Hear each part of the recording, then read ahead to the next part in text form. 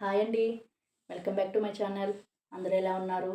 ఈరోజు నేను మీకు మా ఆంధ్ర స్టైల్‌లో కొరమీను చేపల పులుసు ఎలా చేస్తారో చేసి చూపిస్తాను. దానికోసం నేను ఒక పెనం తీసుకున్నాను. ఆ పెనంలో ఆవాలు, వడియం వేసుకున్నాను. అవి 2 కొంచెం వేగాక అందులో కొద్దిగా ఆనియన్స్ వేసుకున్నాను. ఈ ఆనియన్స్ ఫ్రై అయ్యాక కొద్దిగా కరివేపాకు వేసుకున్నాను.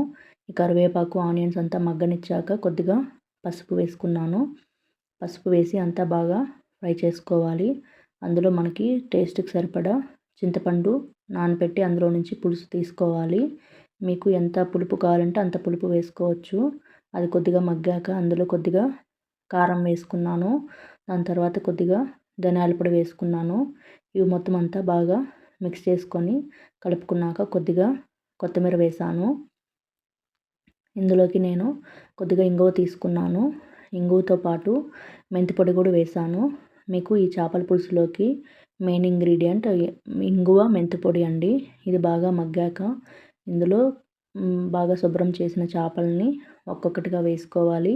ఈ చేపలని సాల్ట్, పసుపుతోటి బాగా శుభ్రం చేసుకోవాలి. ఇది కొరమైన చేపలండి. ఇందులో మనము పులుసు బాగా చిక్కగా అయ్యేంత వరకు మగ్గనిచ్చుకోవాలి.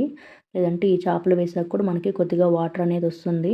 కాబట్టి మనకి పులుసు కన్సిస్టెన్సీ ఎలా కావాలంటే అలా చిక్కగా అయ్యాక పులుసు ఇలా ముక్కలన్నీ అందులో వేసుకోవాలి. ముక్కలు వేసుకున్నాక మెల్లగా ముక్కలు అనేది విరిగిపోకుండా మెల్లగా కలుపుకొని ఆ పులుసు మొత్తం అంతా ముక్కలకి పట్టేలాగా బాగా దగ్గరకు చేసి పెట్టుకోవాలి. దీన్ని మనము లో ఫ్లేమ్లో ఉడికించుకోవాలండి. హై ఫ్లేమ్లో అవసరం ఉండదు. ఒక 15 నిమిషాలు ఉడికితే సరిపోతుంది. దీనికోసం మనము ఒక మూత పెట్టి లో ఫ్లేమ్లో ఉంచి అప్పుడప్పుడు చూసుకొని కదుపుకుంటూ మూత పెట్టుకుంటూ అలా ఒక 15 నిమిషాలు ఉడికించుకుంటే సరిపోతుంది. మనకు ఈ చేపకి ముళ్ళు అనేది ఎక్కువ ఉండదండి.